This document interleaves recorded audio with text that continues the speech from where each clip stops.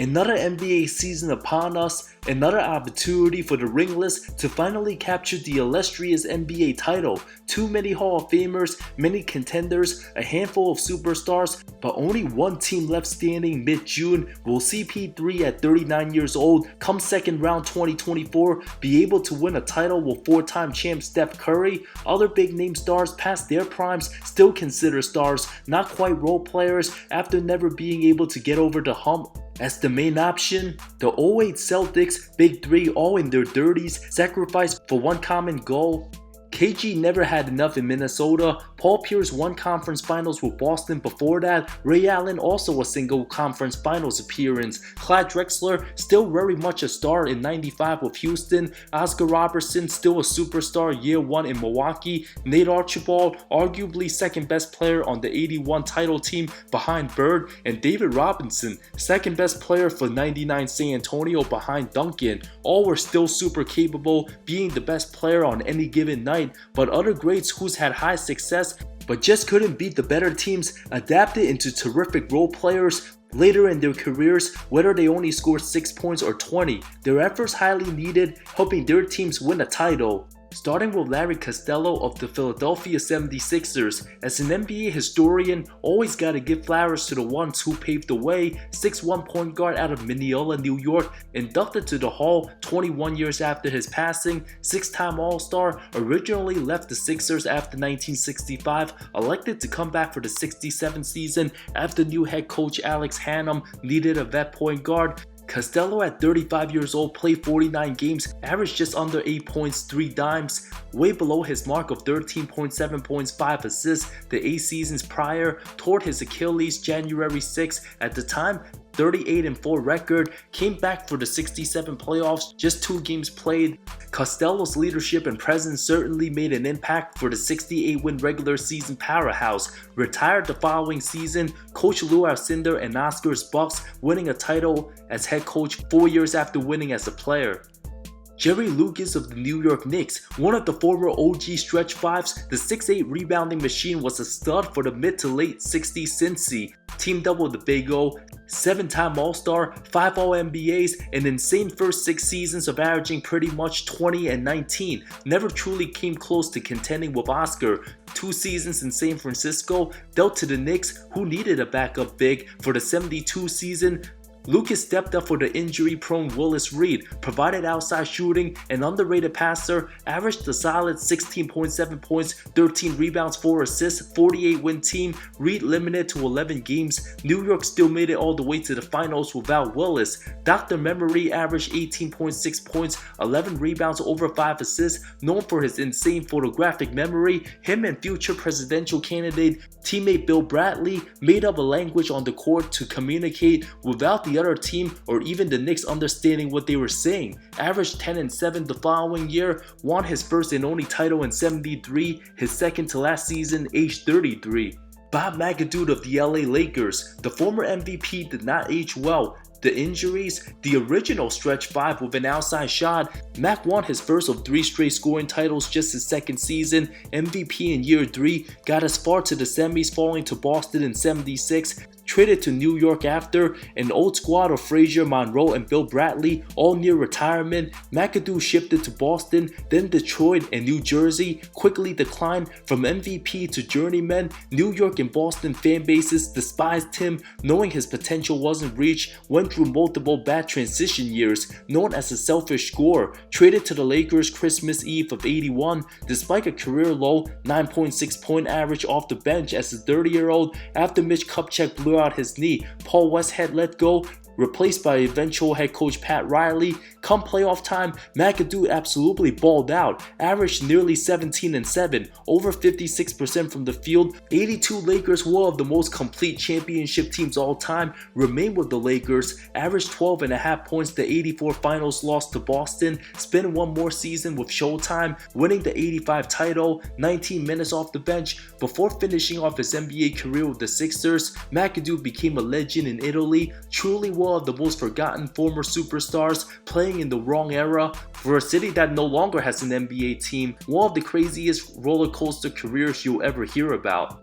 Marc Aguirre of the Detroit Pistons. The three-time All-Star never had a chance winning as the #1 option for Dallas, especially against Showtime, took LA to 7 games in '88, even had a near 30-point average season in '84, before being traded for former All-Star Adrian Dantley, a team that was a missed call away from winning the title, being a 25-point scorer the year before the trade, from #1 to the 3rd and sometimes even 5th option on a loaded bad boy squad. Team already had tons of chemistry. It was leader Isaiah Thomas wanting his childhood buddy, from taking nearly 19 shots with Dallas to just 12 with Detroit, 15.5-point average.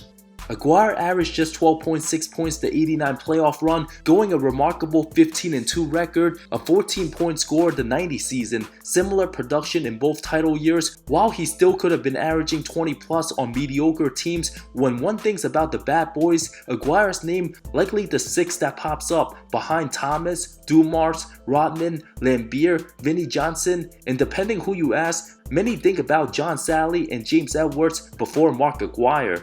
Over a decade and a half later, the Miami Heat acquired Gary Payton, who looked absolutely washed for the '04 Lakers. A lackluster 7.8-point average, under 37% from the field those playoffs, provided close to nothing in the Pistons series, was no longer the defender he once was, didn't fit in the triangle. His job walking up the ball to initiate the offense and be available for spot-up shooting, not his strength. Traded to Boston after, then signed with Miami right before '05-06 as a 37-year-old. His personality and attitude goes right in hand with Pat Riley's system. Backed up Jason Williams at the 1, teaming up with Shaq for the 2nd time. The Heat filled with old vets surrounding 24-year-old Wade. GP balled out the first game with the Detroit series. After down 0-2 to Dallas, with Shaq struggling, Payton, one of the rare vets capable of calling out his superstar, said, "You ain't got it, I ain't got it, it's time to give it to the young fella D Wade."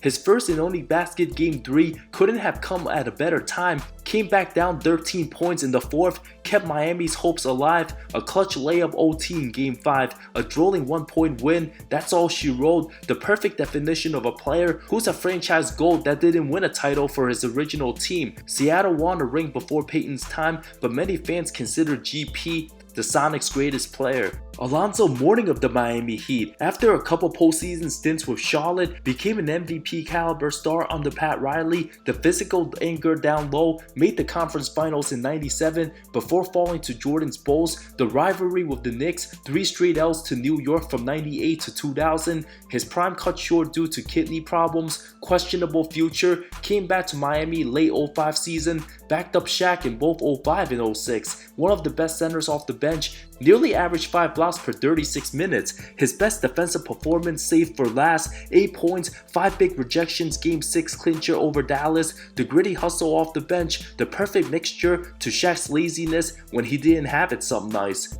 Ron Artest of the Los Angeles Lakers, the former Defensive Player of the Year, a career season in '03-04, second best player on a 61-win Pacers team, averaged above 18 points, 2 steals, a top-tier small forward, strong attitude to win at all costs. Before he was one of the most hated players from the Malice incident, mentored by Reggie Miller, led his team to the conference finals months before the Malice. First 7 games, put up nearly 25 points before the suspension. That one incident drew Indy's title hopes away, requested a trade the following year after being suspended. Traded to Sacramento, still a very good player, a season in Houston, pushed the eventual champion Lakers to 7, then took his talents to LA. His role diminished, but the defense and toughness extremely vital. His big body took all of Jason Richardson's space away for the putback game-winning layup Game 5 conference finals. Also did an excellent job containing Paul Pierce the 2010 finals, a 20.5 steal Game 7, including the iconic dagger 3. His first year with the Lakers wasn't the smoothest, plenty of screw-ups, often confused in the triangle offense, but delivered when it mattered most.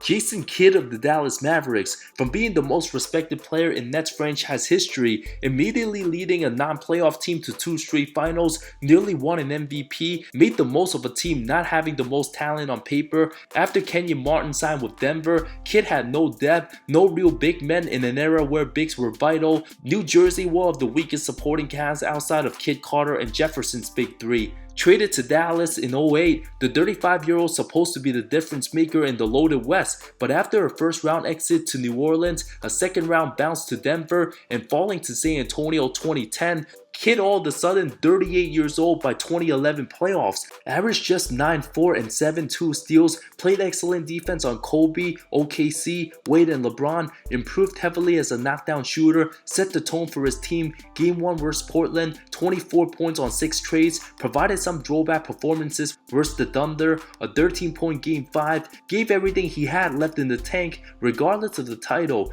Kid still would have ended up in the top 5 point guard conversation, but still most remembered for his incredible Nets days. Shawn Marion of the Dallas Mavericks, him and Kid, smart vets who knew how to get it done, both suffer similar fate, falling short to superior teams as one of the main options. The 4-time All-Star just turned 33 a month before the 2011 finals, provided defense and toughness at the small forward spot, a 12-6 guy, a collection of role players understanding their strengths and role. His length contesting shots made life difficult for the best players. The Game 2 comeback win on Miami, him and LeBron basically the same stat line, cancel each other out, one of the few 7-second or less Suns key players to win a ring on another team, proving even the best offensive teams needed a defensive-oriented player to switch and guard 1-5, well-earned ring for the Matrix.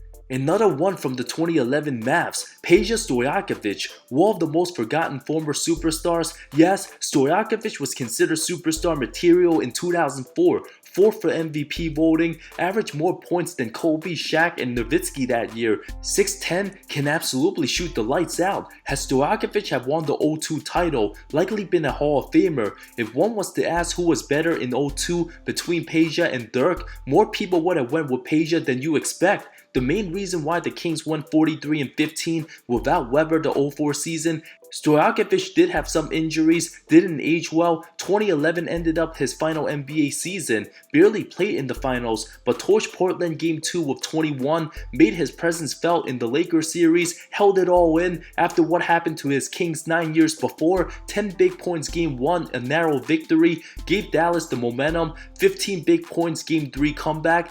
Had it not been for Peja's shot making, LA could have easily been up 2-1 that series. Afterwards, his teammates took care of the rest. Marc Gasol of the Toronto Raptors, best player on the grit and grind grist for many seasons, in the discussion as best center in the game during the mid-2010s, a conference finals appearance in 13. Before Jokic, Marc easily the best passing center in the game. After Memphis got old, no longer contenders after 2017, traded mid-season to the Raptors, crucial in the Sixers series, contained Joel Embiid. Gasol barely looked to score. His size and IQ also helped build a wall around Giannis. Toronto would have lost round 2 without him. After locking up Embiid, provided comfort after Joel started tearing.